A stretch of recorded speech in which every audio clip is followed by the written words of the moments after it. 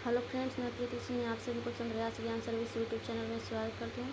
Friends, हम लोग कल प्लांट किंगडम के बारे में पढ़े थे, तो चलिए आज हम लोग देखते हैं एनिमल किंगडम। ठीक है,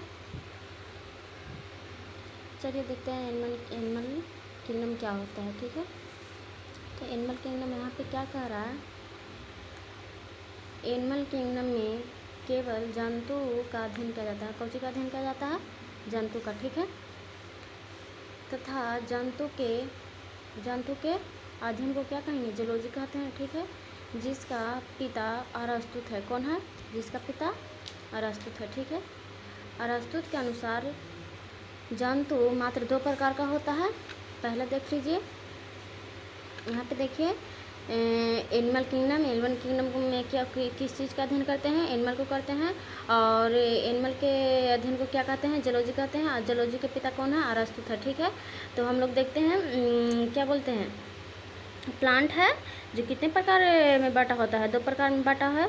किसके अनुसार? तो अरस्तुत के अनुसार। ठीक है, पहला है इन्वर्टेबल और दूसरा है वर्टेबल। इन्वर्टेबल जिसमें बोन यानी कि हड्डी एब्सेंट होता है, और जिसमें बोन प्रेजेंट होता है उसे वर्टेबल कहते हैं। ठीक है, यहाँ पे देखिए इन्वर्टेबल क्या कहता है। वैसा जंतु जिसमें वर्टेबल अनुपस्थित होता है, ठीक है, उसे इन्वर्टेबल कहते हैं। यहाँ पे देख लीजिए एग्जाम्पल बोल रहा है केचुआ, जोक, घोंघा, तारा मछली। ठीक है, यहाँ पे देखिए वर्टेबल यानी कि कशेरुकी। वैसा जंतु जिसमें वर्टेबल उपस्थित होता है उसे वर्टेबल कहते हैं। ठीक है, इसे fish, snake, birds, frog, mammals. ठीक है,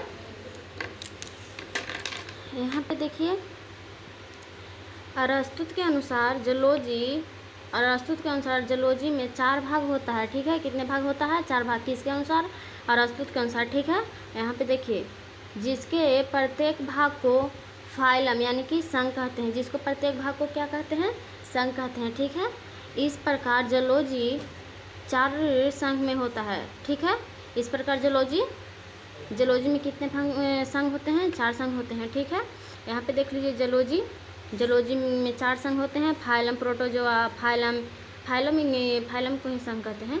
phylum parazoa, phylum metazoa, phylum chordata. ठीक है, और जो phylum protozoa, phylum parazoa, phylum metazoa है, जो सब क्या है? इन्वर्टेबल है। ठीक है, यानी कि इसमें इन्वर्टेबल यानी कि इसमें बोन है जो एब्सेंट होता है, और जो ये फाइलम क्रोडाटा है वो वर्टेबल होता है, इसमें बोन प्रेजेंट होता है। ठीक है, अब इसमें देखते हैं हम लोग फाइलम प्रोटोजोआ के बारे में। ठीक है फ्रेंड्स, तो फाइलम प्रोटोजोआ देखते हैं कि क्या कहता है।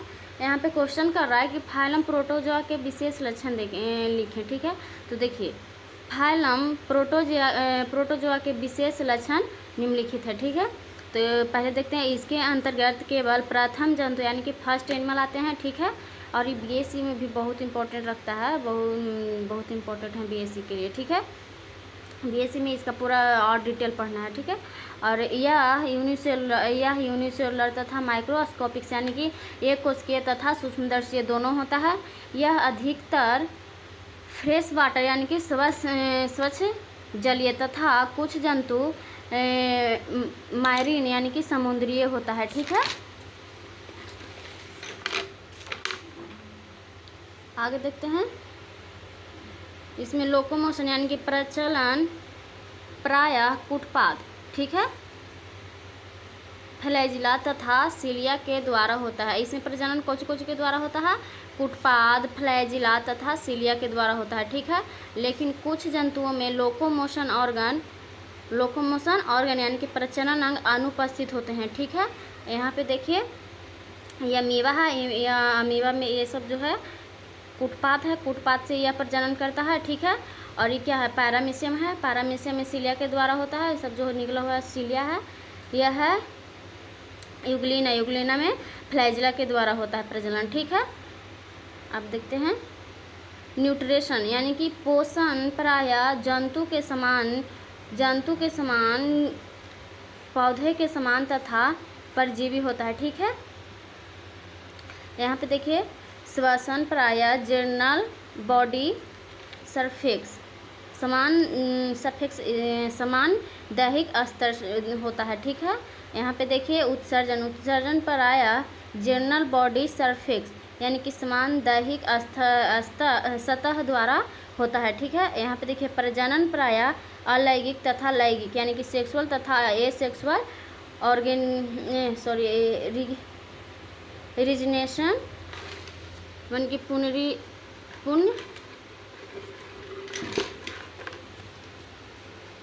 पुनरीविदन के द्वारा होता है, ठीक है। यहाँ पे एग्जाम्पल देखिए अमीबा, पैरामीशियम, ये सब बहुत सारे एग्जाम्पल है, यहाँ पे देख लीजिए। यहाँ पे देखिए फाइलम पाराजोआ, ठीक है। हम लोग फाइलम प्रोटोजोआ के बारे में देख लिए।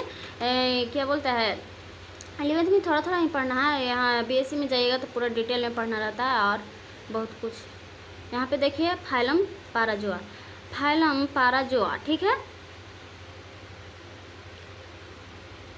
यहाँ पे देखिए इसका लक्षण पाराजोआ का, यह छिद्र के द्वारा छिद्रित होता है, ठीक है।